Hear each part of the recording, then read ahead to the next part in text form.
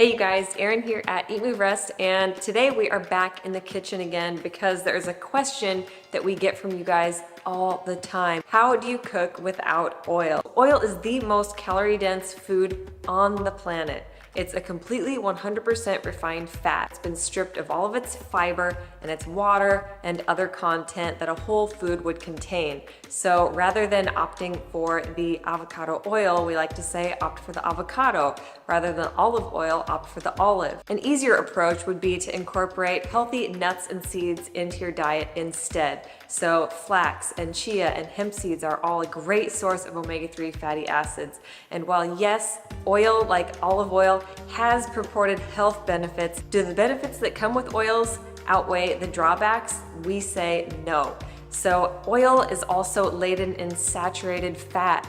Saturated fat can damage your endothelial cells, which basically equates to being super unhealthy for your arteries and ultimately for your heart health, which heart disease we all know is the #1 killer. So now that you know why, we're gonna show you guys the simple, easy, and effective ways to not only cook without oils, but to actually boost the nutritional content of the food you're eating. So when we're looking at oils, specifically, olive oil has about 120 calories per tablespoon. Coconut oil has about 130 calories per tablespoon, and they have virtually no nutrition. Whereas if you're looking at a medium-sized sweet potato or a mango, for instance, these are gonna have about the same amount of calories, but so much nutrition, including protein, carbs, fats, so many vitamins and minerals. It's like unreal. So it's like, why don't we opt for more whole foods? Now, obviously, we still need some overt fats, but why don't you opt for something that has a little bit more flavor or crunch, like hemp seeds and chia seeds or avocado? We're not afraid of fat. We just think that you might as well be eating a whole food version of the fat and therefore getting some more nutrition. So there are a handful of vitamins that are fat soluble. In other words, you need to eat fat in order to absorb them. And a lot of people argue that this is why you need oil. But again, you don't need oil, you need fat. So as long as you're having some nut butters, some nuts, some seeds, some avocados, you're going to be absorbing all of those vitamins that you need without the oil. Also, let us not forget that if you're looking at a lot of these vegetables and fruits, even things like quinoa, they actually do have a little bit of fat, which is kind of perfect, right? These foods come wrapped in a perfect package to deliver and help you absorb everything you need. Personally, I've never really been afraid of calories. In fact, I eat as many calories as I can because I'm so active. Erin and I are both always exercising, so we're cramming calories. But as I mentioned before, if I am gonna be eating a lot, why not be packing in as much nutrient-dense food as possible? Besides all of that, what oil does to me personally is give me acid reflux, indigestion, and these are part of the reasons I went on a plant-based diet in the beginning, was because I wanted to feel better. And so yes, we go out occasionally, we'll have some pasta at an Italian restaurant or some Indian food that has oil in it. While it's okay once in a while, it doesn't bother us or make us worry, it does make me feel lousy. My acid reflux comes back, indigestion, weird poops, like you name it, and it really all comes down to the oil. And so it's like, well, we're at home, let's just avoid cooking with it. Again, we still are eating plenty of fat. We're just eating whole food versions of fat. So now the big question, how do you cook without oil? First and foremost, if you really want the most nutritional bang for your buck, steam your food. Honestly, steaming your food is one of the best ways to preserve as much nutrition as possible, more vitamins and minerals and enzymes that remain intact. In fact, a lot of times when we go out to restaurants, for example, one of our favorite Asian sushi restaurants back home in Nebraska, we always would ask for steamed rice and steamed veggies with a little bit of soy sauce, and it was amazing. So we have been loving our brand new Biodeem Intelligent Food Steamer for this very purpose. I love that it's beautiful, it's compact, it's multifunctional, and I can do multiple dishes all at once without having to babysit it on the stovetop. And because the kids like white rice, we like brown rice, I'm gonna cook and steam both underneath, and then on top I'm gonna add some veggies and some tofu, and we're gonna have a whole meal in minutes. So we love sharing our latest kitchen gadget and appliance finds that make cooking more easy and effortless, because honestly, that's what it takes to sustain this long term. A lot of times I'm in a hurry, running back to the bedroom to get ready really quick while food is preparing, and this has been a game changer. I love that I can stack everything and cook it all in one. It takes up less space, it takes less cleanup, and I love that I'm cooking in glass with stainless steel and ceramic. It's all non-toxic. I can literally make an entire meal for the whole family in minutes. It's so quick and easy to use, and the rice was cooked to perfection. The steamed veggies, the tofu were so flavorful. Big thank you to Biodeem for teaming up with us and sponsoring today's video. I've left you guys the discount code and the link in the description. A few of our other favorites would be our air popper for oil-free popcorn, our air fryer. We always make air fried tofu and potato wedges.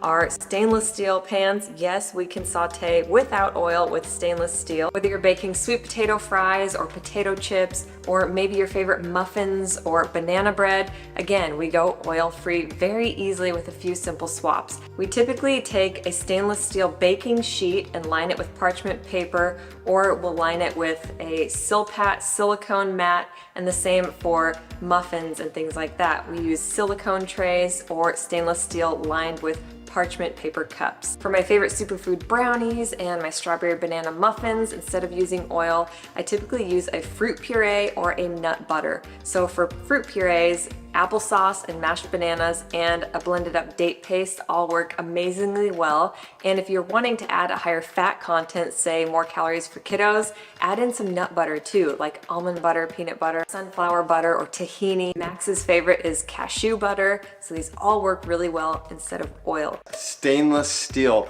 A lot of people recommend non-stick pans, which of course will help and make it easier. But if you avoid Teflon like the plague, like Aaron and I do, stainless steel works. We put our onions, our garlic in here with a little bit of water, start the saute process. A very hot pan helps to get your veggies browned quicker, and then you will need to continue adding a little bit of water to keep things moving around because water does evaporate like oil doesn't. So a little bit of water to start, keep adding the water, and you can saute. We've been doing it this way for years. Or like our Dutch ovens have an enamel coating on them. Those are our two top picks and both work great. So while I did mention our air fryer, we do still often just throw things in the oven. So sweet potato fries and wedges. The most important thing is to make everything a uniform shape and size when slicing so everything can bake and cook thoroughly at the same time and temp. You may need to leave things in a little bit longer to get that brown and crispy texture if that's what you're going for.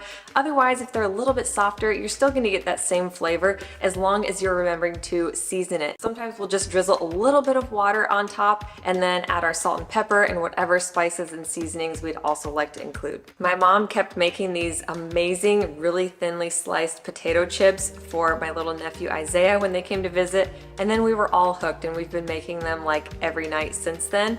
And if you think about it, again, going back to caloric density with and without oil, if you were to bake potatoes like that on a sheet, it'd probably be a couple hundred calories, and I could eat that all to myself and feel full and satiated without that extra calorie and extra icky feeling due to the oil. Whereas if I were to eat a whole bag of potato chips, it'd probably be well over 1,000 calories and I wouldn't feel great. And roasting, very similar to baking. I'll put all of our potatoes, sometimes Brussels sprouts for Thanksgiving. One of our favorite dishes is a roasted root veggie stew. So beets, sweets, again, Brussels sprouts. I put all of those things chopped in here. Again, same similar sizes with a little bit of water, salt, pepper. I'll cover it with some aluminum foil, bake that, take the aluminum foil off and actually put it on the broil setting towards the end, and you get an amazing roast that tastes so good. And again, I could eat the whole plate to myself and be just fine, whereas if you had a bunch of oil in there, it's gonna make you feel lousy and it's gonna be packed full of unnecessary calories. And dips and dressings, honestly, again, lots of quick, simple fixes. When I'm making a salad, all I honestly do most of the time is mash up a good ripe avocado with salt and pepper and splat it on top and mix it into my salad. And then I drizzle on some aminos or coconut aminos if you want kind of a sweet and salty combination. Another favorite of mine is tahini mixed with lemon. That's just a very couple of basic 2-ingredient dressings that I literally eat on repeat that contain both healthy fats and like a savory, salty taste to them.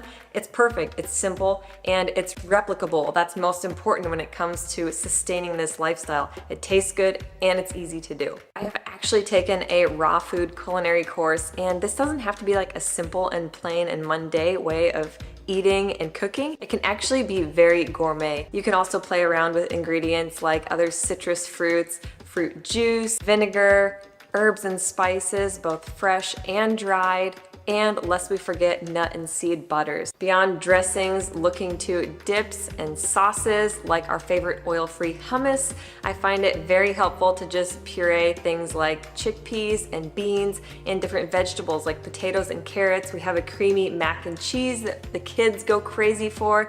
We also include some flavoring like miso and nutritional yeast, and again, just simple salt and pepper.